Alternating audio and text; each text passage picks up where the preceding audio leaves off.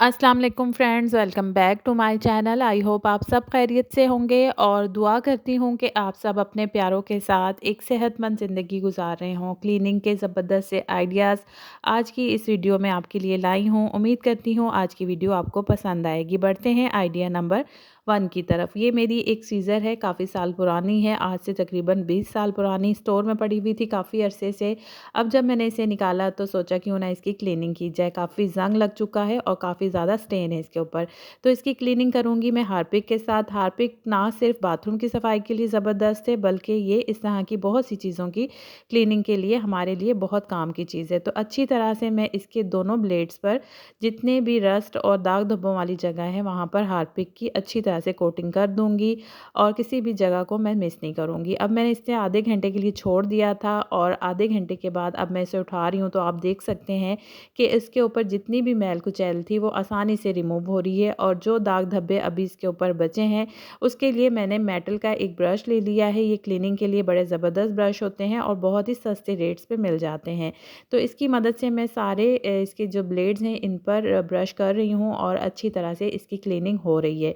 जितने भी इसके ऊपर दाग धब्बे हैं वो आसानी से साफ़ हो रहे हैं। नीचे मैंने एक गार्बेज बैग बिछा लिया था ताकि जो भी सरफेस है वो ख़राब ना हो। एक साफ़ सुथरे कपड़े से मैंने इसे साफ़ कर लिया है, चाहे तो आप वॉश कर लें और वॉश करने के बाद आपने जो हम सिलाई मशीन को ऑयल देते हैं उसकी एक हल्की सी कोटिंग इस पे कर देनी है। तो देखा किस तरह से ये साफ़ सुथरी होगी। अब बढ़ते हैं नेक्स्ट आइडिया की तरफ। हमारे घरों में रग्स और कारपेट तो हमने बिछाए होते हैं। टीवी लाउंज हो चाहे बेडरूम हो, हर जगह हमने लाजमन बिछाए होते हैं। अब कुछ ना कुछ खाते पीते इस पर गिर जाता है, चाहे चाय पी रहे हो हम तो कभी चाय गिर जाती है। और अगर छोटे बच्चे हैं आपके घर में तो ये तो प्रॉब्लम बहुत कॉमन होता है कि कुछ ना कुछ दाग इसके ऊपर लग जाता है। तो मैं इसकी किस तरह से क्लीनिंग करती हूँ, मैं ले लेती हूँ बेबी वाइप्स और जहाँ पर भी कोई दाग धब्बा लगा हुआ है, कोई भी खाने पीने की चीज़ गिरी हुई है, वहाँ पर मैं आराम से इसको वाइप को रब करती हूँ और बहुत ही आसानी के साथ जो ये वाइप होते हैं ये इस दाग को साफ़ कर देते हैं। इस तरह से जब भी आपके रग के ऊपर, कारपेट के ऊपर कोई भी खाने पीने की चीज़ गिर जाए या कोई भी दाग स्टेन लग जाए तो आप इस तरह से आसानी से बेबी वाइप्स की मदद से इसको क्लीन कर सकते हैं। ये वेट होते हैं जिसकी वजह से क्लीनिंग बहुत ज़बरदस्त करते हैं और सारे दाग धब्बे रिमूव हो जाते हैं। लेकिन इसके अंदर रग या कारपेट के अंदर आपने देखा होगा कि हम सभी को हेयर फॉल्स वगैरह होते हैं तो बाल भी काफ़ी फंसे हुए होते हैं। अब जब मैं इसे रब कर रही थी तो अंदर कहीं बाल फंसा हुआ था और वो देखें निकल आया। अब इन बालों को हम किस तरह से क्लीन करें, इसलिए कि वॉश तो हमने सालों के बाद ही करना होता है। इन कारपेट को साल बाद तो हमने लाजमन इसको वॉश करना होता है, लेकिन उसके अलावा हम इसकी किस तरह से क्लीनिंग करें कि ये वॉश किए बगैर ही साफ़ हो जाए। तो इसके लिए अब देखें आप दाग साफ़ हो चुका है तो इसके लिए मैं क्या करती हूँ कि नीम गर्म पानी ले लेती हूँ और इसके अंदर मैं डालूँगी सर्फ़। जो कपड़े धोने के लिए हम सर्फ़ यूज़ करते हैं वो डालूँगी 1 से 2 टेबलस्पून और थोड़ा-सा मैं इसमें डालूँगी बेकिंग सोडा। अच्छी तरह से इसको मिक्स करने के बाद मैंने एक साफ़-सुथरा सा ब्रश ले लिया है कपड़े धोने वाला। इसके ब्रिसल्स थोड़े से हार्ड होने चाहिए। अब इस महलूल में जो हमने क्लीनर तैयार किया है, अच्छी तरह से इस ब्रश को डिप करेंगे, सारा लिक्विड जो है इसके ब्रिसल्स पे लग जाए और अच्छी तरह से इसको छिड़क कर हम इस कारपेट के ऊपर रब करेंगे। जिस तरह से हम कपड़ों पे ब्रश करते हैं बिल्कुल सेम उसी तरह से हमने कारपेट के ऊपर ब्रश फेरना है और आप देखेंगे कि जितने भी इसके अंदर बाल फंसे होंगे या छोटे-छोटे और भी कोई चीज़ें फंसी होंगी बहुत ही ईज़िली निकलने लग जाएँगी। और यहाँ तक कि आप नोट करेंगे जब आप खुद करेंगे कि इसके अंदर जो डस्ट फंसी होगी वो भी निकल आएगी। ब्रिसल्स आप देख सकते हैं कि कितने मैले हो चुके हैं। अब जैसे ही मैंने इसे पानी में डाला है तो पानी एकदम से मैला हो गया।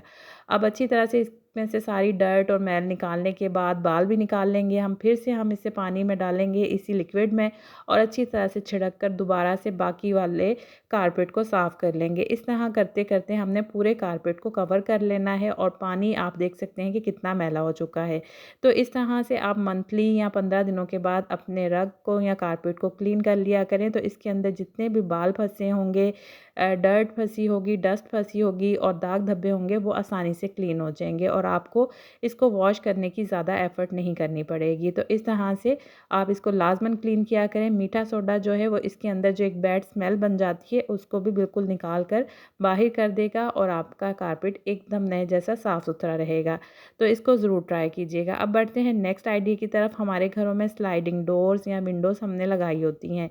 अब इन स्लाइडिंग वाले एरिये को साफ़ करना काफ़ी एक मुश्किल काम होता है, इसलिए कि इसके अंदर जो स्पेस होती है वो इस तरह की होती है कि इसको क्लीनिंग करने के लिए काफ़ी एफ़र्ट करनी पड़ती है। तो मैं इसके लिए क्या करती हूँ कि मैंने इस तरह से छोटे-छोटे पीसेस पुराने कपड़ों के काट कर रखे होते हैं। तो इसके लिए हम क्या करेंगे कि दोनों किनारों से, दोनों कोनों से हमने जो डस्ट है उसको बिल्कुल सेंटर में लेके आ जाना है स्लाइडिंग वाले एरिये में।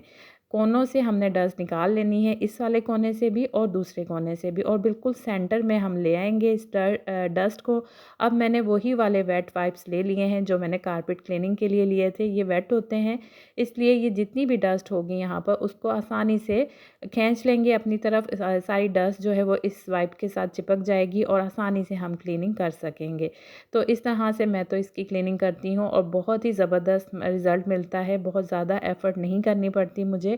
अब आप देख सकते हैं कि ये जो वाइप हैं ये गीले हैं, जिसकी वजह से आराम से इसमें से हम जितनी भी मट्टी फँसी हुई है वो निकाल पाएँगे, और ड्राई कपड़े से ये सब कुछ करना काफ़ी मुश्किल हो जाता है। आराम से मैंने वाइप से वेट वाइप से इसको क्लीन कर लिया है। अगर इसके ऊपर कोई दाग धब्बे हैं तो उनको भी हम क्लीन कर लेंगे। अब आखिर में मैंने एक साफ़ सुथरा वाइप लेकर और इसकी फ़ाइनल क्लीनिंग कर दी। तो है ना ज़बरदस्त सा आइडिया।